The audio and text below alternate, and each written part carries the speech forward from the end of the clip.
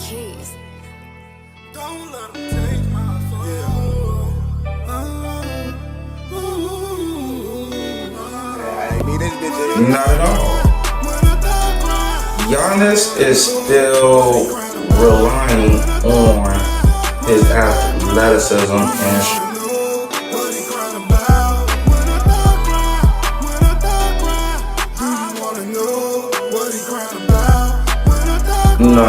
in the early 30s, it's time to start doing that now. So when you are 50 or 60 and you got a couple billion in the bank, now you could live comfortably and not have to worry about it. Do you wanna know why I cry at night? Do you wanna know why I can't sleep at night?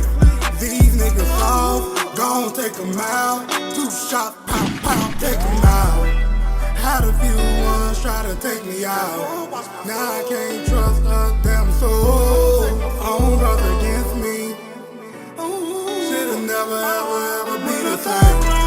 When a thug cry, do you wanna know what he crying about? When a thug cry, do you wanna know what he crying about? When a thug cry, do you wanna know what he crying about? When a thug cry. Yo, welcome back. It's your boy Trillionaire Chuck, episode 15. We got a lot to talk about. We got the Mavericks about to sweep on the Timberwolves. We got as we are recording right now, the Celtics and the Pacers are playing right now. We are going to see if the Celtics sweep the Pacers away. Mind you, the Pacers are playing without Tyrese Halliburton. We got Caitlin Clark. We got Angel Reese. And also the best segment that everybody waiting for, relationship talk. But let's not wait. Come on. Let's dive on in. First off, let's talk NBA playoffs. All right. So far, the Dallas Mavericks have been beating on these Timberwolves. Timberwolves at one point have had large leads of like 18 to 20 points. It seemed to lose them leads in the third and fourth quarter. So the question is, what happened? Why are the Timberwolves not able to get a victory or make it a series against the Mavericks? Well, it's simple. They're losing on guard play. Okay? You got Luka that can get you 30. You got Kyrie Irving that can get you 30. Okay, they're headhunting out there. So they are looking for Rudy Gobert because they know Rudy Gobert really can't move laterally left to right. Okay, so every time they're sending up the big set screen, they're switching instead of just staying with the man. Now they're putting Rudy in there. ISO, they got the best shot blocker out of the paint, and they necessarily they're going to work on him. And every time they drive, they're lobbing it, and they're getting dunks. That's one way they are beating them. Another way they're beating them is, again, you got Ant-Man doing his job, but you also got Cat that wants to be a guard too. Cat has the mismatch, and Cat don't even realize it because Cat could go down on the block. Give me this. Got a 6'6", 210 dude on you. You supposed to go to work on that. To the point they either force you get it, they force a double. They got to come double, which opens it up for everybody else. The coach does not make good adjustments, okay? They come in with that same lineup with Rudy and Cat. In this particular series, since it's mostly guard play, I would not be playing Rudy as much. In fact, this isn't Rudy Gobert's series because Dallas really don't have no bigs that they throw the ball in and have them create their own shot. No. So realistically, this is Nas Reed's Cat's game. This is Cat's game. More so Karl Anthony Towns than anybody. Ant-Man, this ain't even your series. Like, Cat does not like physicality. Okay, Karl Anthony Towns does not like physicality at all. That's why he wants to be on the perimeter shooting threes. You're on the perimeter shooting threes, and they're getting in there just going. I mean, that's why they're down. And then their coach is not making the necessary adjustments to try to slow them down. You got to look at it like this. Ant-Man already messed up by saying, yeah, I'm going to get Kyrie Irving, and it's going to be a fun matchup. He didn't really talk trash to Kyrie Irving. He didn't at all. He just saying it's going to be a fun matchup. I can't wait to guard him. The problem with that, though, Ant-Man, Kyrie is like 6'2", 3", handle, one of arguably the best handles in the game of basketball, knows how to the best finisher in the game, and you're chasing this guy around to the point you needed an oxygen mask. Like, yeah, young fella, it's real in the playoffs. That ain't Jamal Murray out there. That's Kyrie freaking Irving. A champion as well. Mavericks are beating the Timberwolves on guard play. That's just bottom line. That's what's happening. That's why they are down. They're not making the necessary key adjustments. Karl Anthony Towns is not taking advantage of the mismatch. That's why they are all likelihood about to get swept. And as we're looking at this game right now, Boston and Indiana series is tied 1-2 with 1 minute 49 seconds left. And we'll probably talk about that a little later. But that's the reason why they're struggling. They're struggling because Cat don't want to play in the paint. Cat don't want to be physical because he's not a physical person. You know, he's not gonna go down there and bang like he's struggling posting up Kyrie Irving. The man like 6'2". You damn near 7 feet tall and you struggling. It's embarrassing. It's embarrassing. And Cat should be ashamed of himself, honestly. Karl Anthony Towns should be ashamed of himself. You can't even post up a guard and like abuse him. Because you too busy want to shoot the three so much. You know, fell in love with that three-point shot that is actually hindering you. You're actually shooting, you're like, what, 3 for 22 this series? Horrible. Yet you still want to chuck it.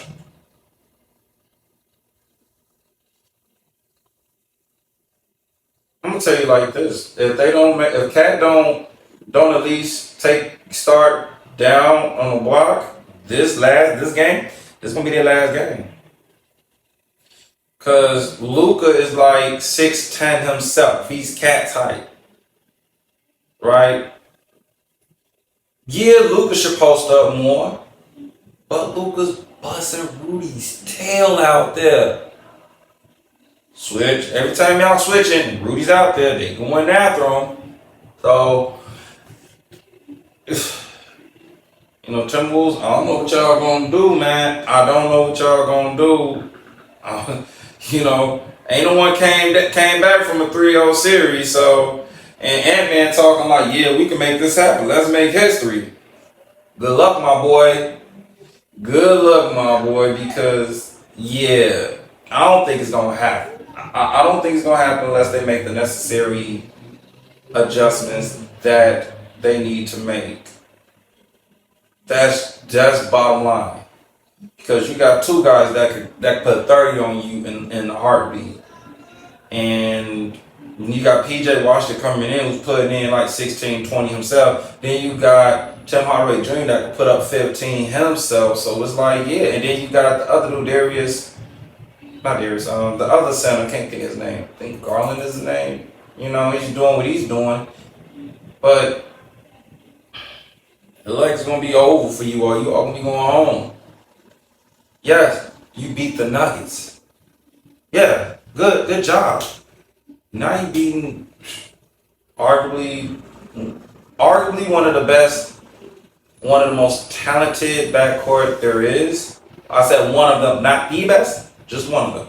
Just one of the best backcourts there is in the league. And you guys, yeah, you're playing to their game. You got to make them play to your game. But let's transition. Let's talk about Caitlin Clark and the Fever. So far, the team is 1-6 with Caitlin Clark starting at the point position. Okay. Keep in mind, folks, she is a rookie. Okay. She's playing 31.9 minutes per game, averaging roughly around 15.4 points per game, 5.3 turnovers per game. She still has to limit those turnovers. She's rebounding the ball though, like 5.4 rebounds per game, 6.3 assists per game. It's pretty good for a rookie. But she's shooting below average from the field, like 37%, and then shooting 31.6% from three. So she's not shooting it that good. So, I mean, she's still learning the game. The question is, that the Fever continue to lose, are they still going to start her, or are they going to make her come off the bench? That's another question. Because again, as a rookie, you're just learning your way. You understanding like this isn't college. This is this is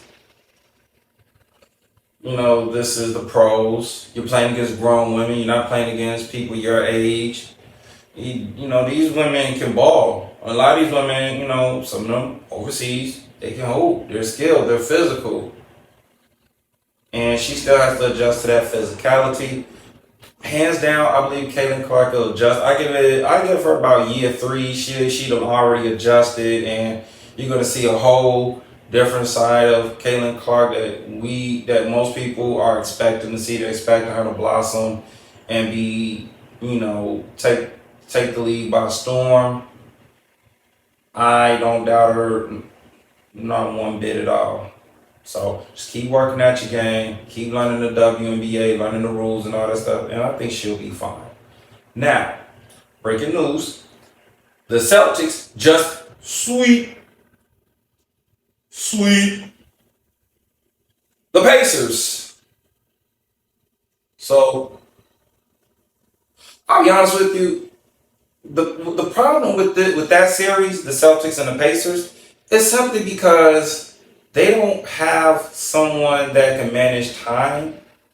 And when we say manage time, we're talking time management. Like, okay, if you're up by like 5, but like 4 minutes left, they don't know how to run the clock. They just go.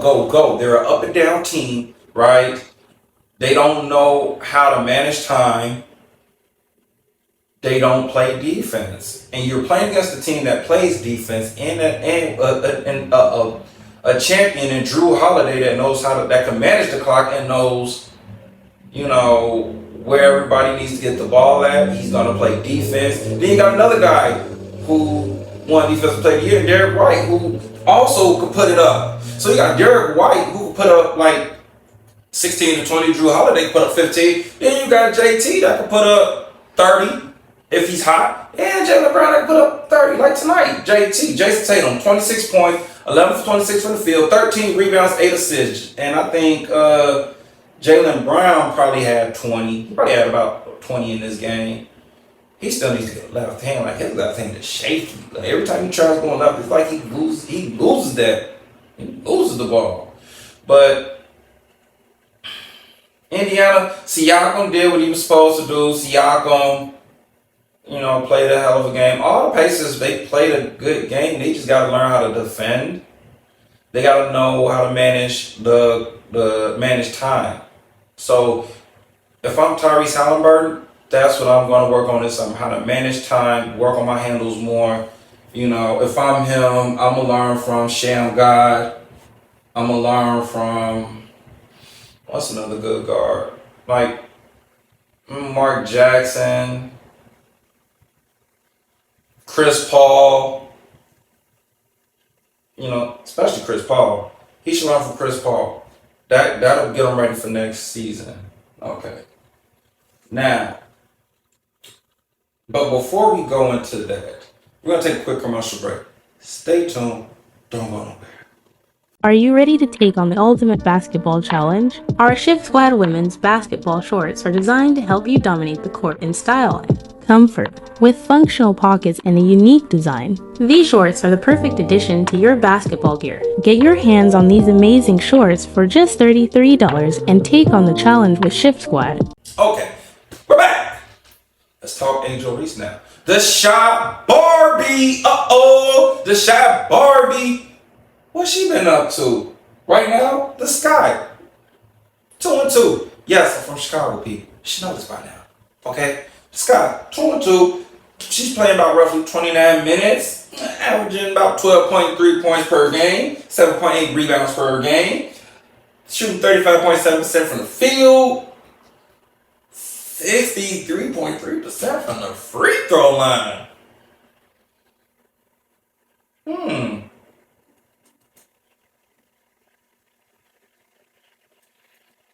So,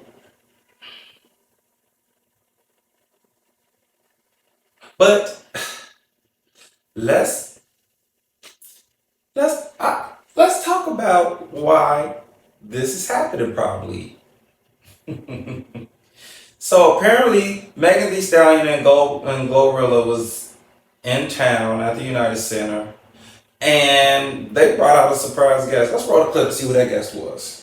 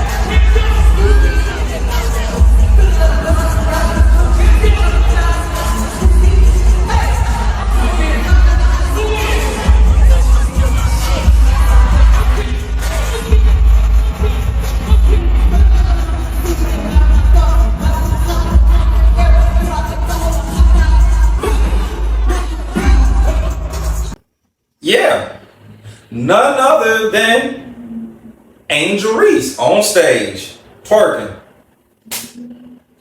Sister, you're a professional. You're a ball player. I'm not saying you can't have fun, but hey, are you trying to be great or are you trying to have a hot girl summer? I mean, last time you had a hot girl summer, you lost. Hey, you ain't win the championship. Are you trying to win a championship? Are you trying to be great? Because with greatness comes sacrifices. All you did was just made media want to talk about you more in a bad way. I'm never going to say it's not fun. You know, you shouldn't have fun and live your life. Understand when you're in the spotlight, there's a price that comes with it. Everything you do is under a microscope, Angel. Okay? Everything you do is under the microscope, sweetie. Alright? Like I said, we support you here, but just be mindful when you're doing that and you're partying, you take care of business on the court, okay? I want you to be at least at 70% as the season progresses at the free throw line. I also want you to be above, I want you to be at 40% as the season progresses from the field. And 12.3 points, that's cool. Not worried about that. Maybe we could bump that. Maybe we could make it to like 14 points per game. Rebounding, that's cool. But I know you could do like a little bit more, like an extra rebound to make it 8.8, almost like a double-double, a game. I believe in you, but just don't make yourself, don't draw attention to where people try to badmouth you and try to blame you being on that stage with Megan Thee Stallion the reason the Sky don't make it to the playoffs and make it to the championship. That's the one thing I don't want them to do to you. Because that's one thing media will try to do. They will try to find every little thing to talk about, to tarnish your name. But you was on stage, you was having fun. Hey, as long as you handle business, they'll stay away. As long as your man is focused on winning, they ain't gonna say nothing.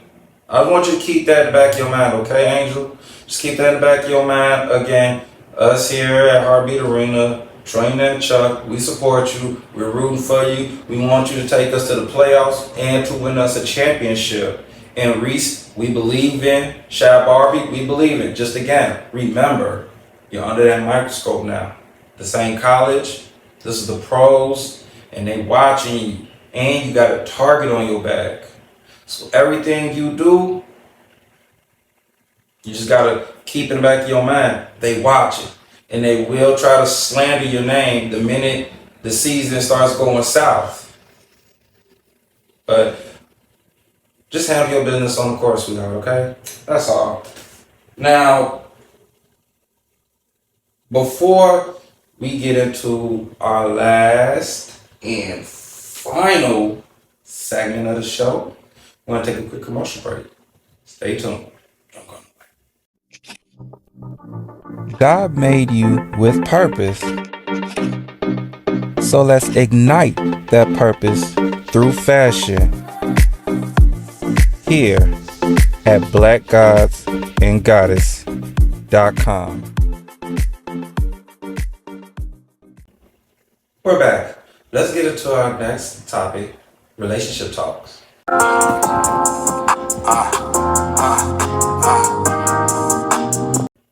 Okay. So guys and girls, we're getting more in depth on our talks and everything, and hopefully some of the advice and some of the topics that are covering, you guys are, taking with what resonates with you, or you're taking in, applying it. So, first topic, what are the signs of a relationship breakdown? Okay, so according to our source, betterhealth.vic.gov, they say, these are the signs. You don't do things together as much as before. That's one sign. But see, I challenge that because, things happen. If both of you all are working, in the beginning, let's say in the beginning, you all had time for each other. She gets a promotion, you get promoted at your job, requires more of your time and stuff. You're busy. So no, you're not really gonna spend that much time in that case scenario. Or money could be slow. That happens. Money could be slow in a relationship. You guys are budgeting, so all the times y'all used to go out, hey, y'all can't do it no more. So I don't think that's a sign of a relationship breakdown as much. It's different if it's just y'all have the time and y'all just really don't want to spend time with each other like that. That's the only way I can see that. But other than that, it could be y'all are just too busy. It happens. I mean, if one person gets a promotion at their job and it takes more of their time, and then, you as the husband get a promotion, it may take more of your time, how y'all gonna spend time? Or if one gets a promotion that's taking up time, how y'all gonna spend time? You know what I'm saying? That could be a reason, so I challenge that one. That's what I challenge. So they say, you have recurring arguments about the same issues that are never resolved. I think this one here, this is what I mean when I say, if there's a problem, you guys should just address it right then and there, calmly, of course. Address it calmly, come to a resolution. If you don't come to a resolution, then agree to disagree, move past it. Okay? Why? Because the next time y'all have a debate, that's what normally happens. The woman always bring up, oh, this happened in the past, and it's like, yo, dead at that. Like that's one of the things I myself don't like. If the situation has occurred, we talked about the situation, came to a resolution, it's done and over with. Please do not bring it up in the next argument or the next topic. No, don't do that. In a relationship, if y'all have an issue and y'all solve it and it's resolved, don't bring that same issue back up. Cause all you're trying to do is you're fishing. You're fishing. That's all it is. You're just fishing. Now, if the argument is the same thing that you talked about before, then someone's just not paying attention. That's really what it is. It's like, okay, if the argument was every time y'all talk, the dude or the woman, they're not listening to anything you say. You want them to listen more.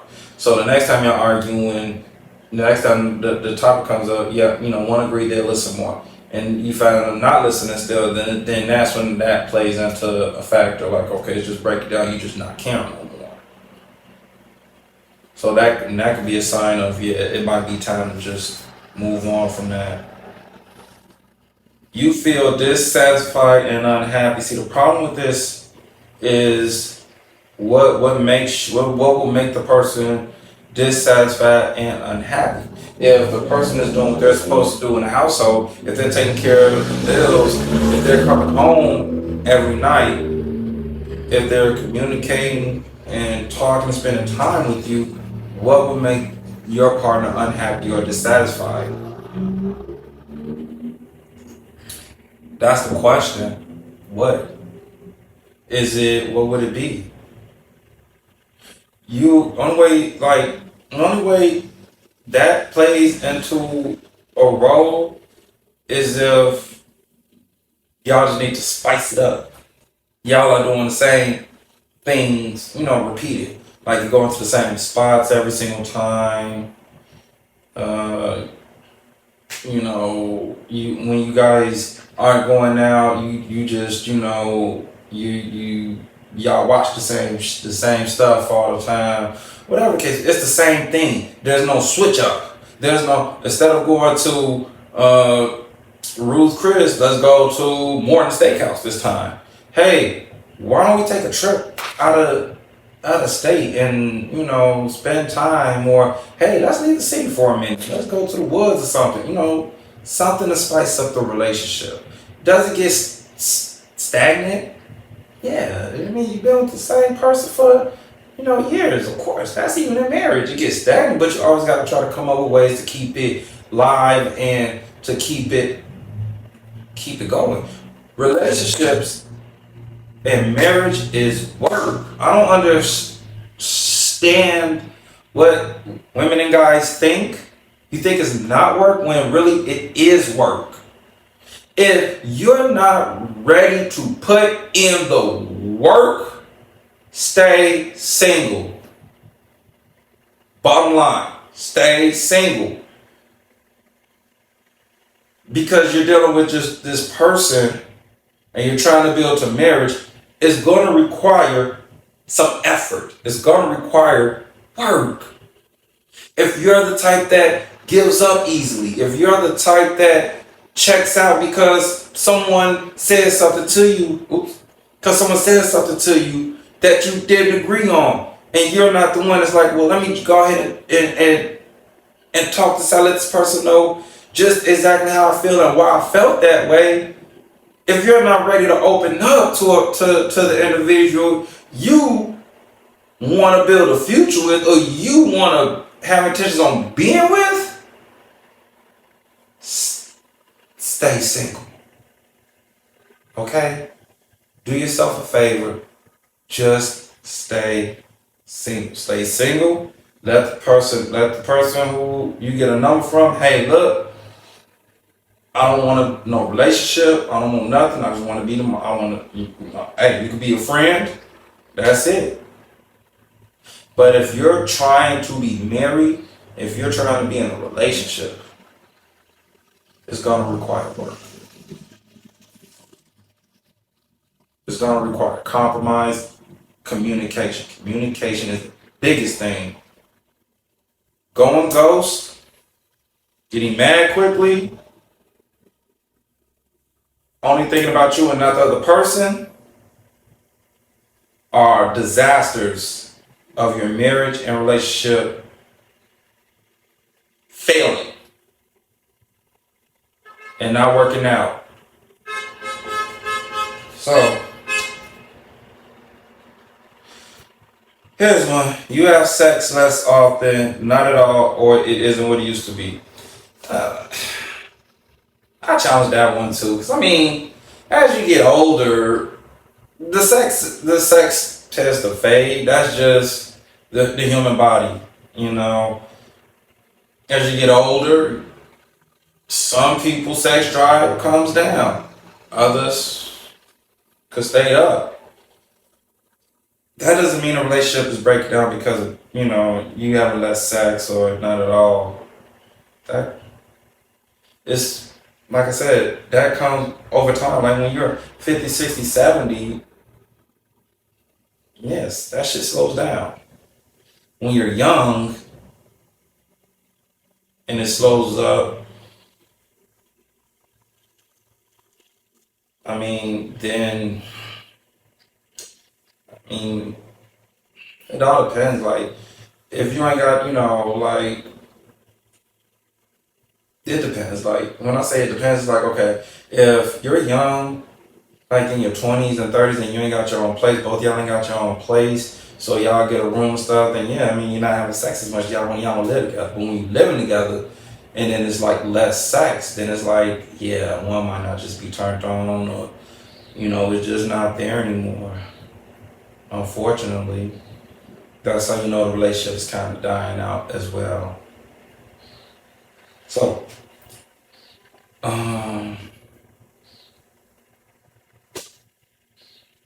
next subject. Can you truly love someone without having ever met them in person?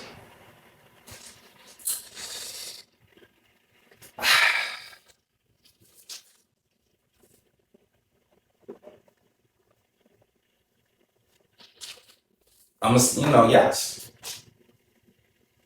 As crazy as it sounds, yes. See, I'm 35. It was this thing back then called the party line.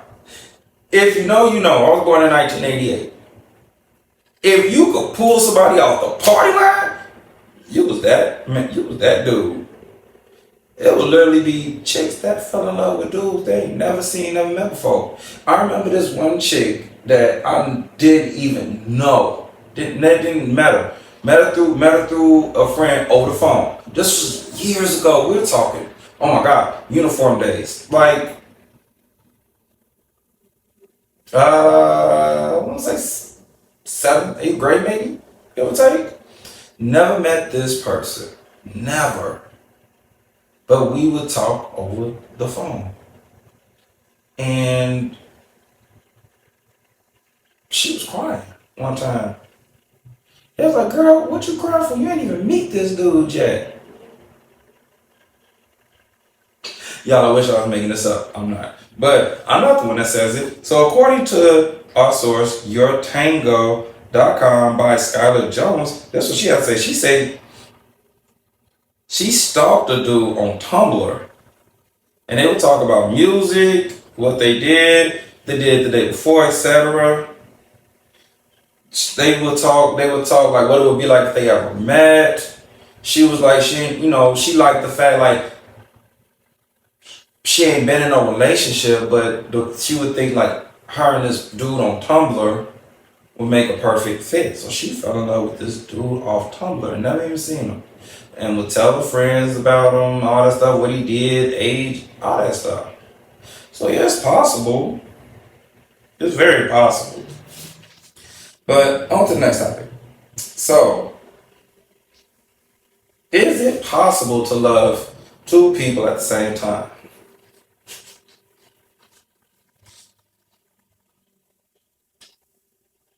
I'm gonna say yes. When you're single and you're trying to find out who you really want to settle down with, it's possible to love, because but you found two people that are meeting your needs and stuff, and you're trying to see which one you really want to settle down with. And then the problem becomes, well, if you pick this one, you only want to keep this one on the side just in case this one kind of messes up. Don't take my word for it though. According to psychologytoday.com, article posted May 30th of 2023, this is what they had to say. This says 6 reasons we can love more than one person at a time, at the same time. They said 1, they couldn't get I forgot who wrote this article, y'all. Bear with me. I couldn't get everything I wanted in one relationship, and my needs just wouldn't go away. That's someone being selfish. That's being selfish in its own right. So basically, you're like, I'm in this relationship, but in case my needs ain't met, I'm finna go mess with this other person. A sad piece. 2, I thought each relationship would enhance the other. People believe with a second relationship would make you more able to love your primary partner more. False. False. Because what's going to end up happening is whatever that second person is doing, you got to look at your primary partner like, well, you ain't doing. Now you're trying to make this person do what the second person does. As my friend El Shaw would say, you're trying to make this. You got this idea of this good man, and you see this good man, but you're trying to make Pookie or Ray Ray be this good man that you see out here or interact on a daily basis. It's not possible. You can't change nobody. You can't force nobody to do something they don't want to do. They have to willingly want to do it or willingly want to change. You can't think, being with someone else is just going to make the first relationship more better. No, you're using that person. You're using that person in a sense. No. That is not fair to that person. Not at all. Make a decision. The most powerful thing we have in life is choice. People want to say, oh, I'm going to wait on God to bring me this good man, good woman. And you may not like. He brings them. He brings what you need, but it ain't what you want. So you're like, well, I'm going to use the second person to see if I'm like this person, but you don't like the second person. Well, God brought you this person because he saw what you needed, but you still went with what you wanted. Choice. You made the choice. Live with the results. Live with the decision. All right, 3rd. They said, I never meant to betray my partner and was just innocently flirting. Why are you flirting in the first place? What? Why? That's what I never understood. When girls go out, you always got the single friend and then a friend in a relationship. So the friend in a relationship is supposed to be the wing girl for the girl that's single. It don't mix. Because if she sees a guy and the guy has a friend, she's playing backup, but she's flirting just to keep the thing going on and all this other stuff. Forget she's in a relationship, you think that's okay? Because if the dude do it, she gonna be like, why are you flirting? It's never good when the tables is turned. So it's like, if you single, bring another person that's single. You never really see a married person bring along a single friend when people are going out. I rarely see it, unless it's family. If it's family, that's different. That's like if I bring the middle brother, because I have 2 other brothers. If I bring the middle brother who's married and me and him are kicking it, okay, he's a married man, I'm single.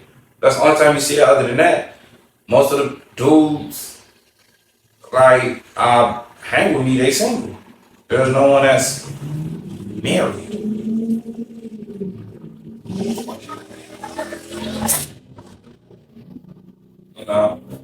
So yeah, that one, that's opening up the doors for conflict and arguments. So yeah. Number 4, it makes me feel more secure to know that I have a backup if my primary relationship ends. Insecurity, not caring. This is selfish. This is insecure. This is someone who probably does not even love themselves. I gotta have a backup in case my primary relationship fails. You have no faith in a relationship. Never go into a relationship thinking it's gonna fail. Never. If that's what you think, if that's what plays in your mind, you don't need to be dating. You don't need to be in no serious relationship then. You need to just stay single. Because I'm telling you right now, if that person finds out you got a backup, oh, it is curtains. Curtains. Number 5, I have to admit that I get a thrill out of going against the norms and breaking my usual pattern of always doing what is right. Someone that just likes the idea. This reason is someone that just likes the idea of a relationship, but don't want to put in the work and don't want to go through the pain or the what we call it. They don't want to go through the obstacles of it to have a healthy relationship. So they get a thrill out of cheating. It excites them. Those people need help. They need therapy bad. If you want, I could recommend someone to you. Number 6, and this is probably the one that hits home. I've been hurt so many times in the past when my partners have ended the relationship. Now I'm making sure I'm in control, not being dependent on only one relationship.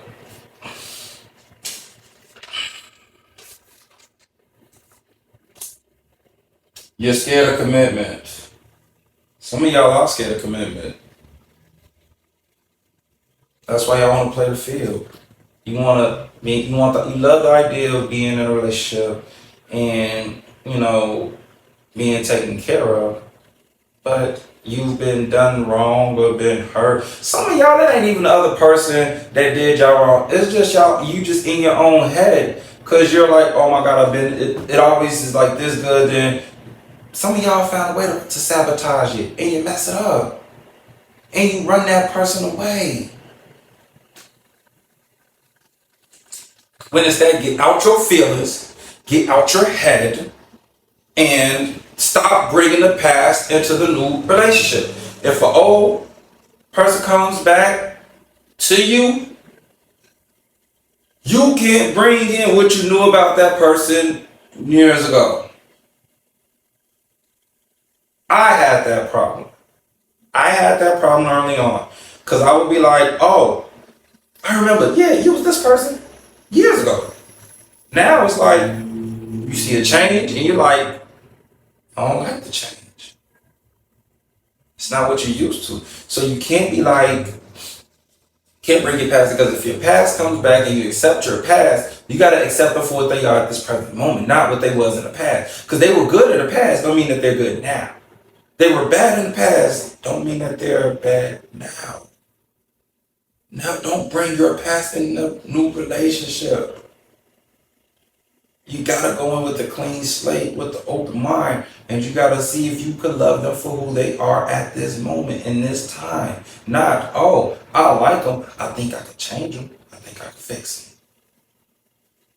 If you go into it like that, it's never, ever going to work. And yes, I had more to cover on these matters, but I'm gonna put a pin right there, because I want to say this, like, it's summertime. Find you someone that's for you, that cares about you, that got your back. If you're in your mid-30s and up, let's stop the games. Stop trying to be the player. Stop trying to date multiple people. Find you that one. Because what my man say in that movie, Are We There Yet? The bobblehead, he said, Hey, what do you call a 40-year-old player? Lonely. And some of y'all, that's what y'all gonna be. By the time 40 come around, you still out there going through a midlife crisis, trying to live your second childhood, trying to catch up on stuff that you think you missed out on, and you missed your mark or missed your boat, and wonder by the time in the blink of an eye, you're gonna be 40, 45, 50, saying, damn, I shouldn't have been playing.